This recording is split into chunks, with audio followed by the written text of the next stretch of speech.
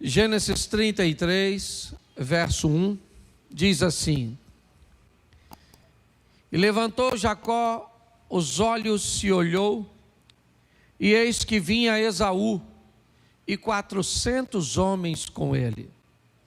Então, repartiu os filhos entre Léia, Raquel e as duas servas.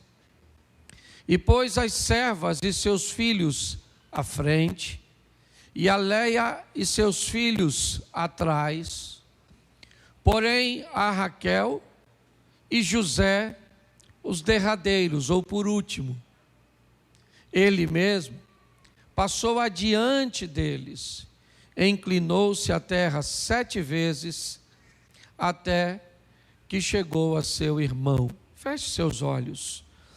Senhor nosso Deus e Pai, em nome de Jesus, eis aqui a Tua palavra. Continua falando conosco e usa-me como um canal de bênção nesta hora. Pelo poder do nome de Jesus, é o que nós te pedimos. Amém. Glória a Deus. Amém. Eu quero fazer uma reflexão com vocês hoje. Eu tenho focado muito em falar de relacionamento familiar. E hoje eu queria falar um pouco do relacionamento interpessoal. Como nós nos relacionamos com pessoas. Eu tenho feito muito isso. Basicamente, biblicamente, nós vamos olhar 3 esferas de relacionamento. Como você aprende a lidar com pessoas, esse é o primeiro, é o básico. Este relacionamento é tão importante que é ele que estabelece, por exemplo, o idioma que você vai falar. Boa parte de seus hábitos, cultura, porque uma pessoa mal treinada, uma pessoa que não é bem instruída em suas bases, ela vai ter problema com o seu próximo relacionamento. Qual? O intrapessoal. Como essas pessoas vão lidar consigo mesmo, como elas vão lidar com suas emoções, como é que elas vão lidar no ambiente onde outras pessoas têm mais recursos do que ela, têm mais poder do que elas, têm mais influência do que elas. Como essa pessoa vai lidar com os limites que futuramente ela vai ter que entender. Por exemplo, depois que se casa, quais são os seus limites conjugais? Quais são os seus limites com seus amigos? O relacionamento interpessoal, ele é, pelo menos para mim, a base de tudo aquilo que o ser humano, que o indivíduo vai viver mais à frente. Na maioria dos problemas que observamos no comportamento de pessoas, tem a ver com essa base relacional. Então a Bíblia fala de relacionamento com pessoas, relacionamento consigo mesmo e relacionamento divino. Como eu vou me relacionar com Deus, que também é visto por nós como um pai. Então, baseado nisso, esse texto que eu pedi que colocasse aí, ele nos mostra algo bem importante que eu gostaria de fazer uma aplicação rápida para vocês. Jacó, ele traz consigo sua família. Ele foi orientado por Deus e também nutriu o desejo de deixar a casa de seu tio Labão e de seus cunhados e agora retornar à terra de seu pai e a sua mãe. Mas para isso, ele vai ter que encontrar com seu irmão. O texto em que lemos narra o momento desse encontro.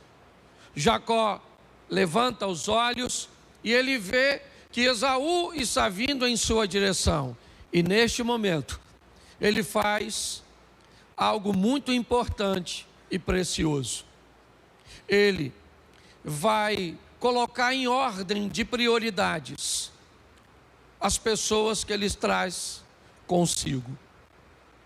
O texto em que lemos diz que ele pega os filhos de Bila e de Zilpa e coloca à frente.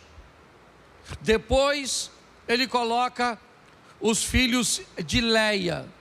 Por último, ele coloca Raquel e José.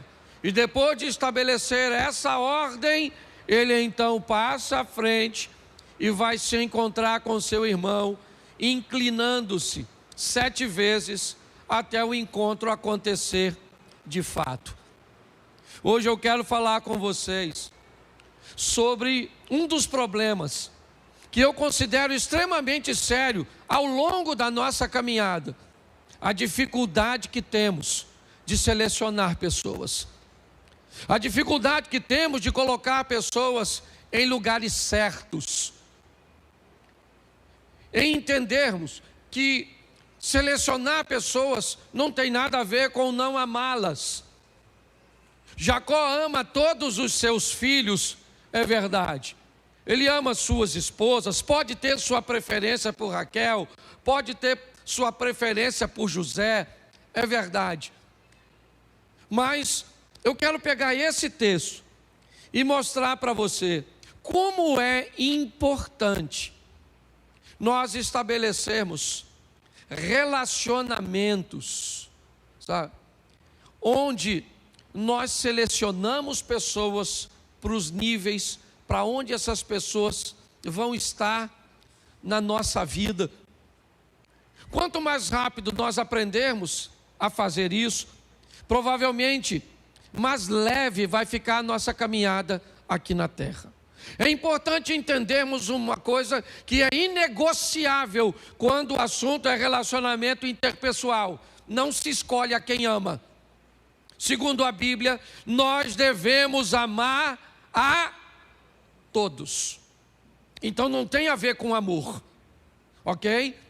E amor também não tem a ver com proximidade e distanciamento. Essa é uma grande verdade. Nem todo mundo que eu amo vive perto de mim. Tantas pessoas que eu diria a você que eu nutro um sentimento mais forte e que eu não tenho contato diário, que estão longe de mim. Então eu preciso que você entenda: não dá para escolher quem se ama. Não é isso que eu vou falar aqui com vocês. Amar, eu tenho que amar a todos. Eu amo quem eu gosto, eu amo quem eu não gosto. Eu amo quem eu me dou bem, eu amo quem eu não me dou bem. Eu amo quem eu conheço, eu tenho que amar quem eu não conheço. Quando nós enviamos um missionário, quando nós enviamos recursos, quando nós investimos em ambiente para melhorar a vida de pessoas, isso demonstra o amor que nós temos como igreja por essas pessoas. Pessoas que sequer um dia nós vamos conhecer. Mas o seu recurso, por exemplo, quando você oferta e você dizima, o que você está fazendo? Você também está enviando recurso para a África, para que pessoas recebam a palavra de Deus, recebam atenção, respeito, carinho e também donativos. Mas você nunca encontrou com essas pessoas e nem nunca vai encontrar, provavelmente. Mas o que faz você como igreja, ou nós como igreja, porque o recurso é nosso, o amor que temos por essas pessoas.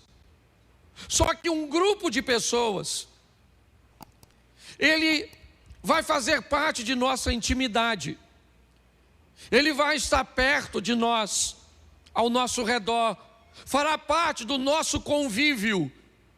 E para este grupo, nós precisamos ter muita sabedoria como nós vamos tratar e posicionar essas pessoas. Eu sei que é muito estranho falar isso no ambiente religioso, porque ninguém nunca te ensinou assim. Não, se relacione com todo mundo, conheceu a pessoa, está na igreja, coloque no seu grupo de amizade, conte seus segredos, leve para sua casa, abra seu coração, porque é seu irmão em Cristo. Não é assim que funciona, não. É por causa disso que muita gente vive sofrendo. Então, como Jacó olha aqui e diz: aqui estão minhas prioridades. Minha prioridade, para mim, meu relacionamento mais próximo é José e Raquel. Depois, Leia e seus filhos. Depois, os filhos das servas. E olha que eu estou falando de filhos e de concubinas e de 2 esposas que ele tinha. Mas ele é capaz de nos mostrar isso. Então, eu queria fazer algumas perguntas, né? Queria que você pensasse sobre isso. Qual é a sua habilidade para lidar com gente? Pare e pense um pouco nisso. Como é seu relacionamento? Quantos amigos você tem? Qual é a sua capacidade de se relacionar de forma sadia? Num ambiente de intimidade crescente. Como funciona isso para você? Você foi treinado para isso? Eu não fui. Eu venho de uma família disfuncional. Então eu não aprendi a conviver com gente, pelo menos no que diz respeito à família. Eu sou habilidoso para conviver com gente de fora, mas eu tenho dificuldade de conviver com gente de casa. Por quê? Porque eu não tive isso. Basicamente, todos os meus relacionamentos, ou a grande parte desses relacionamentos, eles sempre foram externos. Então hoje, fazer uma reunião familiar, comer juntinho, certo? Criar festas em família é algo extremamente desafiador para a minha cultura. Essa é uma verdade minha. Por quê? Porque eu fui treinado nesse ambiente. Hoje eu tenho que lutar para pelo menos criar na minha próxima geração, certo? Um indício de que isso é possível, agradável, que deve acontecer. Porque se eu repetir o modelo cujo qual eu fui treinado, os meus filhos não vão se encontrar. Pergunta a Mary, minha esposa. Meus filhos, quantas vezes meus irmãos foram na minha casa? Conta-se no dedo. Então eu queria colocar isso para vocês da seguinte forma. Tem um grupo que nós não temos muito como selecionar, tá bom? Que é mãe, pai, irmãos, primos. Vou tratar assim, não vou botar, né? Vou falar desse jeito. Então, você tem irmãos, você tem seus pais, e vocês têm os seus primos, tio, essa patota. Essa turma não dá muito para selecionar. Com esse tipo de gente, você vai ter que ter um nível de tolerância maior. E não são gente fácil de viver. Até porque são seus parentes. Então, você precisa ter maturidade para entender. Então, se você é casada, principalmente se você é casado, entenda uma coisa. A mãe dele é importantíssima. Se a velha presta ou não presta, é outra história. Entendeu? Às vezes é uma múmia, um troço terrível, abominável mulher das neves, mas é mãe do seu parceiro, do seu cônjuge. Entendeu? Aí esse seu cunhado casou, porque o troço só vai piorando. Aí trouxe alguém que também faz parte. Então deixa eu falar uma coisa com você. Eu acho isso o maior barato, sabe? Até porque eu não tive muito, então eu acho isso extremamente divertido. Como é legal nós conseguimos dimensionar, primeiro, que lugar essa pessoa ou a pessoa que eu vou selecionar vai ocupar na minha vida. Isso é muito importante. Tá certo? É meu irmão. É minha mãe. Entendeu? É meu filho. Talvez o cônjuge fique um pouco mais difícil, porque é o nível máximo. Esse eu vou falar por último, porque é o nível máximo, certo, de introdução que você pode estabelecer uma pessoa na sua vida. É o tal do cônjuge. É o único que, segundo a Bíblia, vira um contigo. Então depois, para desfazer essa treta, é complicado. Tá certo? Mas deixa eu buscar facilitar o entendimento daquilo que eu quero transmitir. Você vai ter o tempo inteiro que está apto a selecionar pessoas que estão buscando entrar na sua vida. Algumas vão ocupar cargos importantíssimos, podem chegar para ser seus conselheiros, seus amigos, dividir coisas com você que talvez você não divida nem com parentes muito próximos. Outros chegarão apenas num ambiente de diversão, de lazer, pessoas cujas quais você vai jogar um futebol, você vai à praia, você vai pescar, você vai viajar, pessoas cujas quais, se saírem da sua vida, elas também não farão tanta diferença. Porque o cargo que essas pessoas ocupam, ou seja, o lugar que ela ocupa, não são lugares imprescindíveis. Você, por exemplo, é um empresário, você precisa contratar pessoas para trabalhar para você. Então você tem que ter critério para contratar essas pessoas, sim ou não? Por exemplo, se você trabalha com moda, essas pessoas têm que ser bonitas. Você se preocupa com beleza, certo? Por exemplo, dependendo da sua empresa ou do seu ramo, você não quer uma pessoa bonita, você só quer capaz. Mas tem gente que além de ser capaz, tem que ser bonita. Você quer gente de caráter. Tem uma série de fatores que você busca. E essas pessoas, é o que eu te digo, são gente que você pode mandar embora a hora que você quiser. A minha pergunta é, você tem tempo para lidar com relacionamentos, certo, que necessitam de muita manutenção? Pare e pense nisso. Todas as vezes que você se relaciona com pessoas cujas quais você tem que pensar em tudo que fala, se você passar perto e cumprimentar ou não cumprimentar, essa pessoa fica aborrecida. Se acontece qualquer coisinha que acontece, desestabiliza o relacionamento e você então tem que se deslocar para aquele local para fazer uma manutenção. Eu não sei você, mas eu acho que eu já cheguei numa idade que eu não estou muito aberto para esse tipo de relacionamento que pede de mim uma manutenção tão intensa. Mas essas pessoas, elas existem. A minha pergunta é, a que distância elas vão ficar de nós? Pastor, as mais importantes, vamos lá para me seguir uma linha aqui. Filhos. Provérbios, se não me falha a memória, 22:6. Ensina o menino o caminho que ele deve. Ensina o menino o caminho que ele deve. Na nossa época de garoto, entenda, as ameaças eram menores e em menor quantidade. Essa era a verdade. Quantos aqui brincaram na rua? Levanta a mão. Quantos aqui deixam seus filhos brincarem na rua? Levante a mão. Já diminuiu em 10% do primeiro grupo. Tá certo? As ameaças eram muito menores e em menor número. Os pais eram muito mais presentes.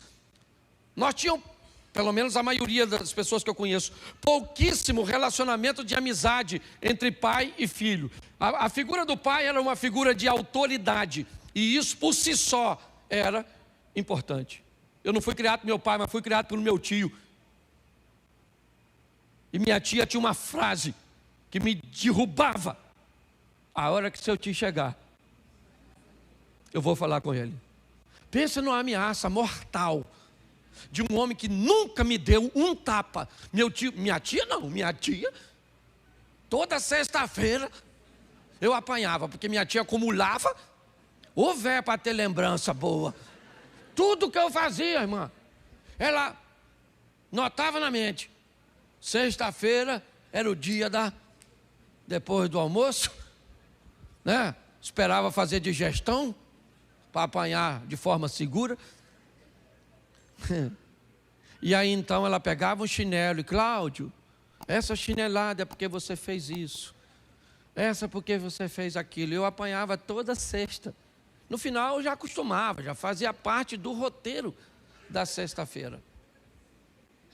Mas eu tinha a figura que nunca tive do meu pai. Eu não sei o que é ter um pai.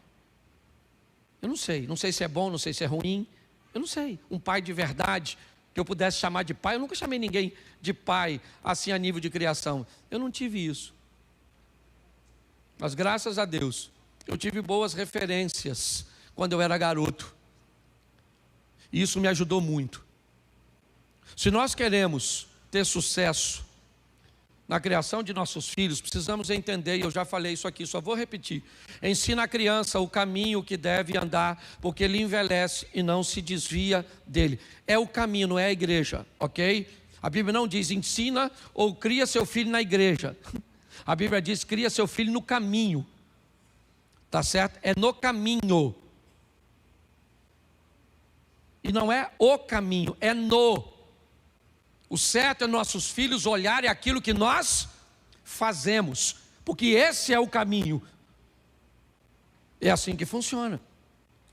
Se nós entendermos isso, vamos entender que só se pode mandar uma criança para fora de casa com matrizes. Todas as vezes que você... Tem muitos assuntos que foram muito delicados, e como eu disse, nós não fomos preparados para isso. Nós, como pais, não fomos preparados por uma série de coisas que hoje nós vemos a nossa família enfrentar. Mas, inevitavelmente, nós estamos expostos a isso. Então existem muitas temáticas que são verdadeiros tabus. Às vezes eu vou em ambiente falar de sexualidade, eu vejo gente levantar e ir embora. Eu olho para o rosto do marido e ele se sente constrangido. Se ele tiver com a filha adolescente, aí o cara quase morre. Porque ele não foi treinado a tratar deste assunto com seus filhos. Mas aí eu te pergunto, você manda seu filho para a escola, você dá um smartphone sobre ele, aqui e na escola estão assuntos, pautas relacionadas à sexualidade, principalmente nos dias de hoje, e cada vez chegando mais cedo.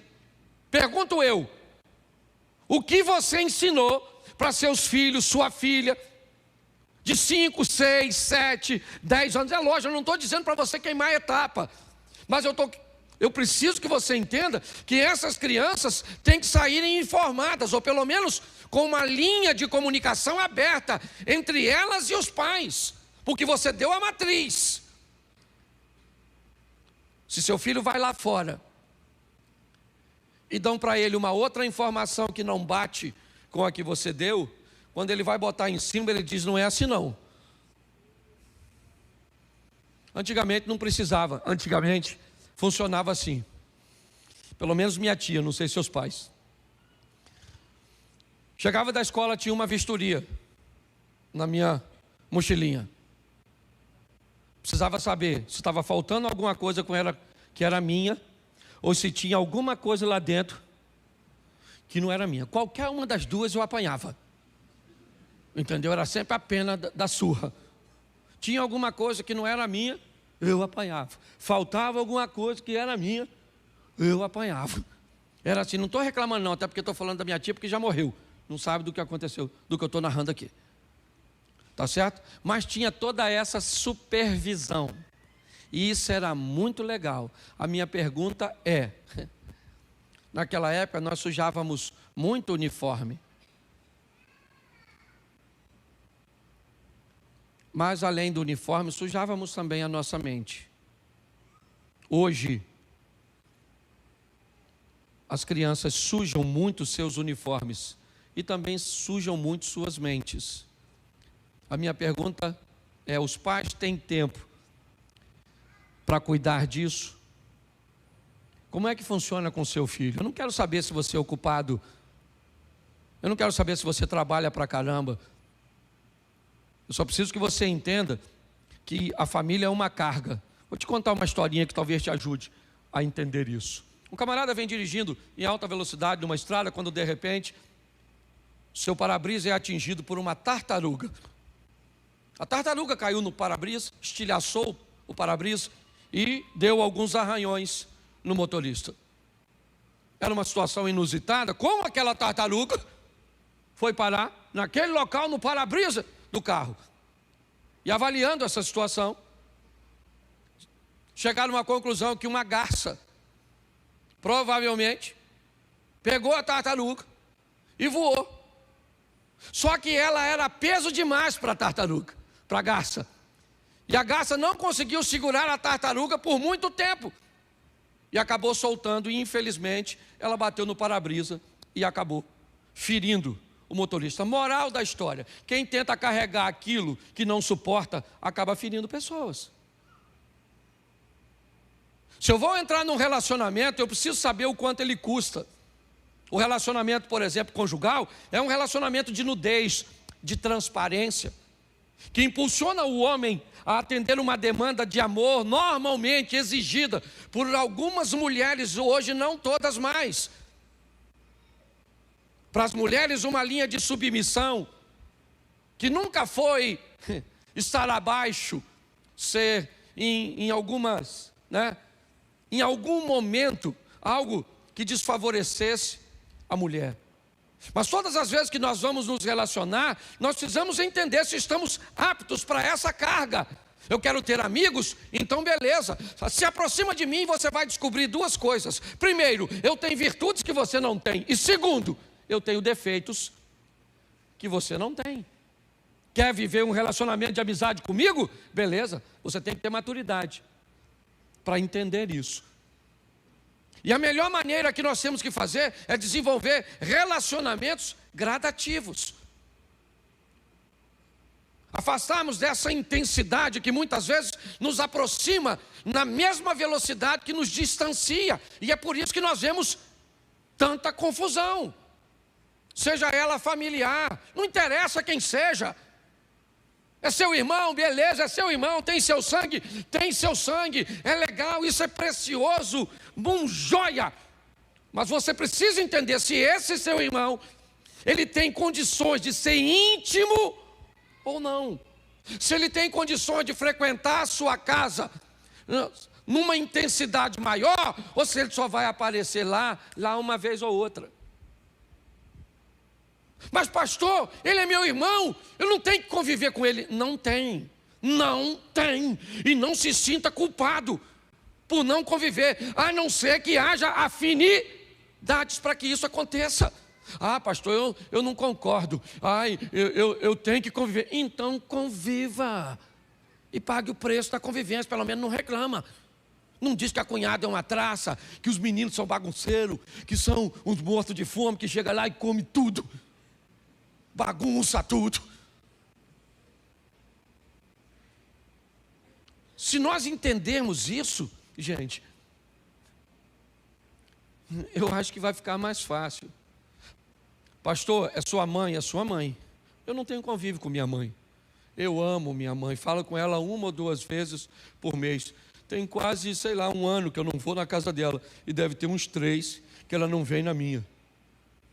Por quê? Porque eu não fui criado com minha mãe, eu não tenho afinidade nenhuma com a minha mãe, eu nunca abri a geladeira da casa da minha mãe, eu não sei, eu tive que aprender a falar mãe, depois de velho. Amo minha mãe? É lógico que eu amo, eu envio recursos para ela, certo? Amo, oro para que Deus converta o coração dela. Uma pessoa extraordinária, uma educação, nunca tive problema nenhum com ela, mas mamãe lá... O Claudinho aqui. Pastor, mas a minha mãe e eu somos uma só. Beleza.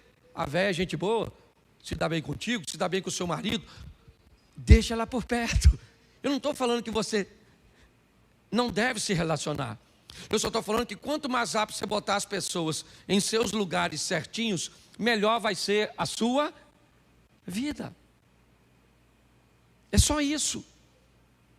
Se você aprender a fazer isso com todo mundo, por quê? As pessoas só vão te respeitar o quanto você se respeita. Essa é a grande verdade. O tempo inteiro eu falo isso, o tempo inteiro as pessoas estão nos medindo, gente. O tempo inteiro, seu marido está medindo você, para descobrir o quanto você suporta em volume de voz, o quanto você suporta de vocabulário, o quanto você suporta de ofensa. O tempo inteiro. Seu chefe está fazendo a mesma coisa, seu vizinho a mesma coisa, seus amigos a mesma coisa. Às vezes inconscientemente, E todas as vezes que você oferece esse limite, as pessoas têm tendência a irem para o próximo. Então, quanto mais rápido as pessoas descobrirem, eu vivi um episódio essa semana, entendeu? Eu perdi um funcionário muito legal, porque eu passei do limite na hora de fazer uma cobrança. Eu fiz uma cobrança do jeito que eu não devia cobrar, eu errei na medida, e ele então me disse: eu não quero mais trabalhar para você, eu vou me embora. Beleza. Ele está errado? É lógico que não, ele me botou no meu lugar. Eu achei fantástico isso. E quem perdeu fui eu, no fundo da história, porque perdi um funcionário, né? Não perdi um amigo, porque a ofensa não foi desse nível, mas eu perdi um funcionário. O cara falou: não quero mais trabalhar para você. Eu falei: beleza. Então, quanto mais rápido nós fizermos isso, aprendemos a lidar com gente. Quem é essa pessoa? Como eu vou lidar com ela? Até onde ela vai? Não interessa quem ela seja. É importante que você determine para as pessoas até onde elas podem ir na sua vida, onde elas vão ficar. Elas precisam saber que se elas ultrapassarem esses limites, ela vai ser afastada do seu convívio, não eliminada da sua vida. Não é isso que eu estou falando. Mas isso tem que acontecer na igreja. Por quê? Porque pessoas que aprendem a lidar com gente, inevitavelmente, o ambiente que essas pessoas chegam é mais suave. Se nós tivermos na igreja uma igreja apta para lidar com gente, inevitavelmente o número de conflitos que nós vamos ter na igreja é muito menor. Então o que eu devo fazer nesse mundo de gente? Selecionar as pessoas. E aí eu vou descobrir quem é que vai sair para lanchar comigo. E é do lanche para a sua casa e eu para a minha.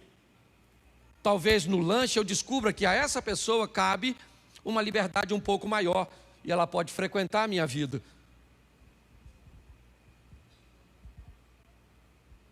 Quanto melhor for a leitura que eu fizer das pessoas, mais fácil vai ficar. Eu sei que a maioria das pessoas, provavelmente, que estão aqui oriundas de outra igreja, eu não vou perguntar, porque eu sei que a maioria de nós já fomos de outro lugar, e em algum momento nos afastamos por causa de convívios interpessoais, comportamentos, ações, algumas que deveriam ter mudanças realmente, algumas de caráter, mas outras não. Outras simplesmente um comportamento cujo qual você não gostou, foi ofensivo naquele momento e você não estava pronto para lidar com isso. Se eu vou me relacionar com Deus, eu preciso aprender a lidar com pessoas, a saber que elas são diferentes de mim e que algumas não vão passar de um futebol e de uma pescaria. Outras não vão passar de um convívio aqui na igreja. Não interessa. Eu sou pastor, certo? E você é ovelha. Nós temos um nível de relacionamento, mas eu provavelmente nunca vou frequentar a sua casa, você nunca vai frequentar a minha, e isso não diz nada a nosso respeito. Diz apenas que existe entre nós um distanciamento por causa de tempo e por causa de outros fatores. Se você e eu aprendermos a lidar com isso, eu sofri demais com isso. Isso são coisas que eu tenho aprendido nos últimos anos. A entender que esses relacionamentos altamente desgastantes, dolorosos, que muitas vezes você tenta expor seu cônjuge. Vou te dar um exemplo. Às vezes o marido diz assim para a mulher: vamos na casa de mamãe? A mulher diz: eu não vou. Não vou na casa de sua mãe. Poxa, mas é importante para mim que você vá. É ou não é? Sim ou não? Não é importante que o seu marido vá na casa da sua mãe ver a sua família? Sim ou não? Claro que é, gente, pelo amor de Deus. Com que frequência isso vai acontecer é outra história, nós vamos ver à frente. E aí corre o risco de ter algo muito pior, que é a mãe de um ser um anjo. E a mãe do outro ser um outro anjo. Caído. Mas um anjo. E às vezes o filho da mãe caída, ele sabe que a mãe caiu. Mas porque caiu deixou de ser mãe? Não. Então é muito desigual. Você vai com o maior prazer na casa da sogra, e para levar seu cônjuge no outro, às vezes é um martírio. Isso dá para resolver. Primeiro, é importante que você entenda, porque às vezes basta uma conversa franca. Por que você não quer ir na casa da minha mãe? Por quê? Você ainda pergunta por quê? Eu vou te falar, olha como ela me olha. Olha como ela fala. Se for mulher, então, é mais difícil ainda. Porque mulher tem um negócio no submundo do ambiente. Elas vê o que não foi falar, não vê o que está diante dos olhos, escuta o que não foi dito. Uma mulher é capaz de chegar com o marido numa festa, entrar, olhar para um grupo de mulheres e dizer: não gostei delas. E você diz: você conhece? Não conheço, não quero conhecer, não quero saber de nada. Não fui com a cara, pronto, acabou. E aí normalmente a outra parte diz o quê? Você está perseguindo mamãe. Sua mãe precisa de perseguição? Então que tal você dizer assim: querida, vamos fazer o seguinte, eu vou dar uma olhada para ver se é desse jeito. Vamos na casa de mamãe, domingo, e eu vou olhar. Aí você fala: olha como a esposa dos seus irmãos olha para mim. Você não fica tudo falando. Aí você leva. Chegou lá, você olha, o ambiente é esse. Você olha suas cunhadas, com cunhado, sei lá quem é. Está lá. Sua mãe olha para sua esposa e diz: entra, menina.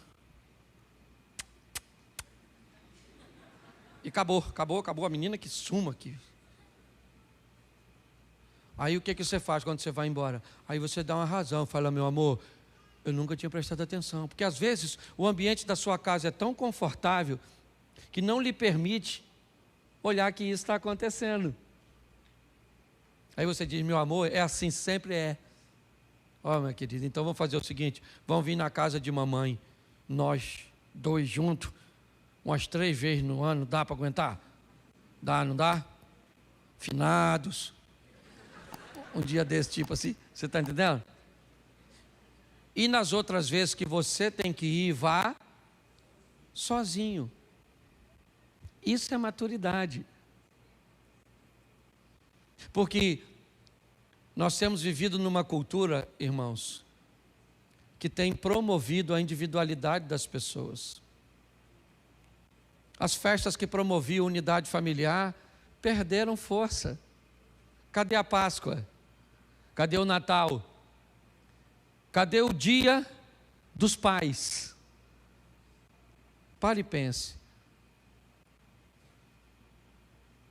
A cultura tem trabalhado para o distanciamento. Eu já falei aqui, Big Brother. O que é o Big Brother? Você pensa que Big Brother é um programinha? Reality show desse tipo é um programa? É lógico que não. Ele é um ambiente de contracultura, que te ensina a eliminar pessoas que não te agradam. Como é que alguém pode pegar um telefone, pagar, para ligar, para dizer: eu voto na fulana? Mas por quê? Para ela sair, porque eu não gosto dela. Você nem conhece, não interessa. E se um dia eu encontrar com ela, eu falo: eu votei em você, por minha causa você saiu. Isso é uma cultura. E inevitavelmente, gente, isso está afastando as pessoas. O empoderamento feminino, me perdoe as mulheres, é uma bênção. Mas esse fortalecimento desequilibrado tem causado sérios problemas nas famílias. A ausência de homem. Já não faz mais homem, não sou machista não, pelo amor de Deus, e nem feminista, mas hoje está ruim de ver homem. homem que resolve as coisas, homem que faz, que assume a postura. E cabe a mim e a você selecionar essas pessoas. É por não selecionar que você tem 50 anos de vida e não tem amigo. Amigos são poucos, que poucos uma ova, amigos são muitos. Nem para todos os níveis, mas são muitos. O que nós precisamos aqui é fazer como Jesus fazia. Isso, tem 70, tem 70. Que grupo é esse? Esse é o grupo dos 70. Ué, mas como é que funciona? Eu só via 12, beleza, então vamos para os 12. Você sabe até o nome dos 12, beleza? Então tá certo. Mas dos 12, nós temos 4 que se destacavam. Dos 4 tinham 12 que Jesus era mais próximo. Dos 2 tinha um que Jesus se relacionava de uma forma mais intensa. E para mim não é João, e sim Pedro. O que ele estava dizendo para mim e para você? Eu amo a todos, eu vou morrer por todos. Mas eu aprendi a colocar as pessoas no nível certo. Por favor, você está na igreja, mas aprenda a lidar com gente. Você quer casar, solteiro? Aprenda que é o nível máximo que você vai introduzir uma pessoa na sua vida. Selecione bastante. Para quê? Para que você sofra menos. Tenha muitos amigos. Aprenda a se relacionar com eles. E saiba que amar, você tem que amar a todos eles. Mas entender que, como fez Jacó, a minha prioridade, e aqui eu quero colocar dessa seguinte forma e usar o texto, é meu casamento e meus filhos. Depois eu tenho um outro grupo que é muito importante, que é o grupo dos meus amigos, as pessoas que me fazem ser também gente. Nunca conviva com alguém que elimine da sua vida todo o restante dos seus relacionamentos. Se um homem quiser entrar na sua vida e não quer que você tenha amigas, ele não serve para ser marido. Se uma mulher quer entrar na sua vida e não quer que você tenha amigos, que você tenha atividade que promova sua individualidade, não serve para você. Alguém quer casar com você e depois de casado você não pode mais visitar seus pais, isso não é relacionamento, isso é cárcere. Só que cabe a nós, seres racionais, fazermos essa leitura. O grande desafio dos casamentos é que as pessoas só vão olhar para isso depois que são casadas.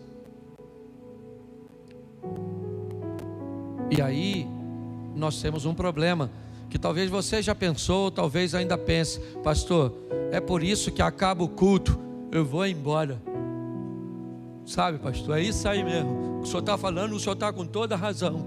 Por isso que eu já não me relaciono com ninguém. Então não dá para ser crente, vai ser monge,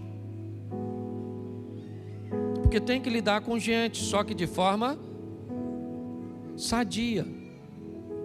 O dia que alguém vê você colocando a pessoa no seu devido lugar, ela sabe, se fizer a mesma coisa, é para lá que ela vai. E isso não é deixar de amar o outro, é amar você mesmo. Algo que deve vir antes do amor ao próximo é o amor a você.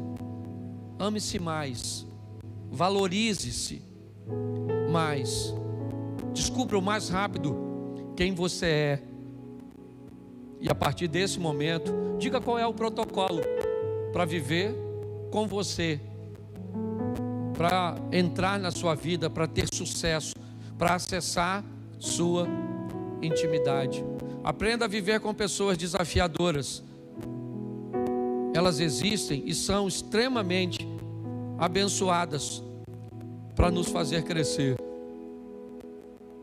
Se você não selecionar isso, provavelmente você vai cometer o erro novamente. Novamente você vai estar tendo problema com amigos, se distanciando com muita facilidade, vivendo esses ambientes intensos, ou muito perto ou muito longe. Que Deus guarde o nosso coração disso, porque somos todos irmãos. E não tem a ver com amar. Amar, amamos a todos. Só que estamos tentando gostar de todo mundo. E não vai dar para isso. Alguém gosta de Giló? Quem não gosta de Giló? É a maioria. Certo? Alguém gosta de angu? Quem não gosta de angu? Pois é. O que pode agradar um, não agrada o outro. Então, dá uma olhada nos irmãos antes. Vai lá, olha, dá uma verificada. Vê se é um irmão de perto, de longe, dos confins da terra. De onde vai ser? Você vai amá-lo, vai orar por ele. Eu queria que você ficasse de pé nesse momento. Fique de pé.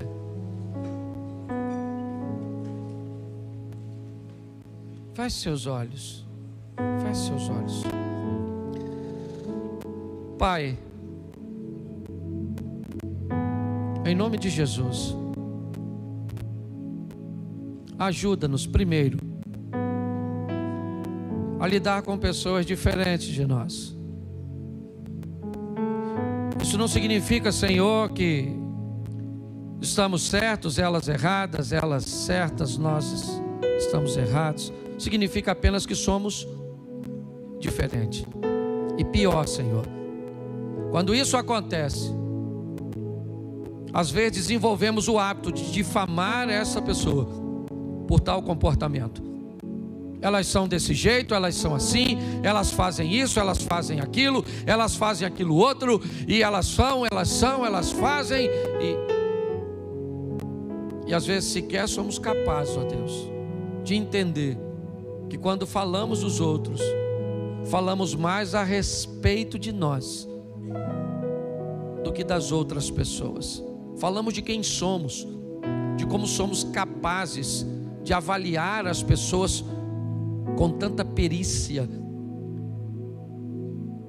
e às vezes a dificuldade que temos de olhar para nós mesmos. Toma, ó Deus, as pessoas que o Senhor tem enviado para a nossa vida.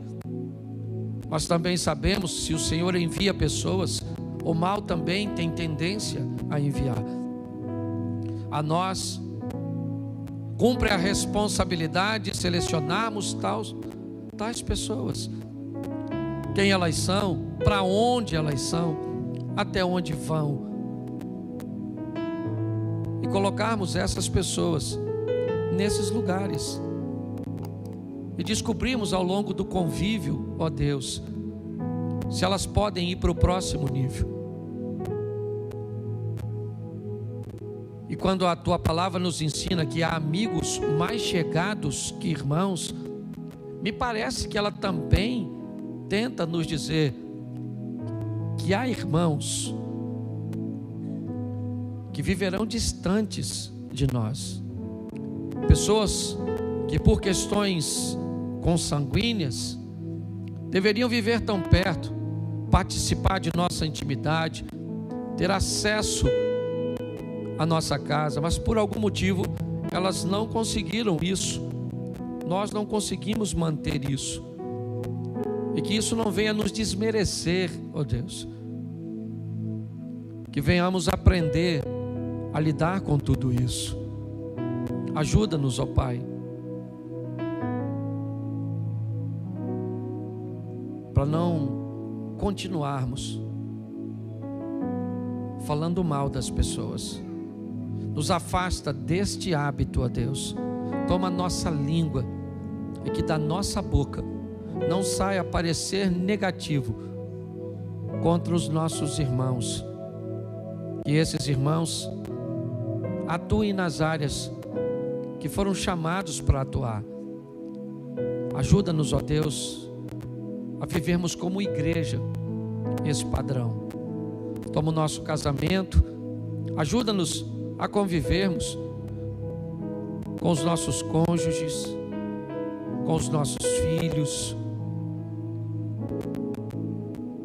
com os parentes dos nossos cônjuges ou do nosso cônjuge. Ajuda-nos, ó Deus. Socorre-nos. Eu te dou graças, porque o Senhor tem nos sustentado. Tira de nós esse estigma de acharmos que todos são bons no começo e acharmos que todos são ruins no final. Que o Teu Espírito nos ajude, porque precisamos conviver com pessoas. Leva-nos aos nossos lares, ó Deus, guardado por Tuas mãos poderosas.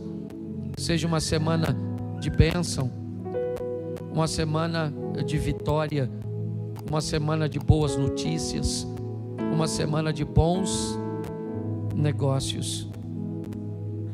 Continua conosco nessa jornada, ó Pai. Que o grande amor de Deus, nosso Pai, a graça de nosso Senhor e Salvador Jesus Cristo e as doces consolações do Santo Espírito de Deus seja para com todo o povo do Senhor, e todos digam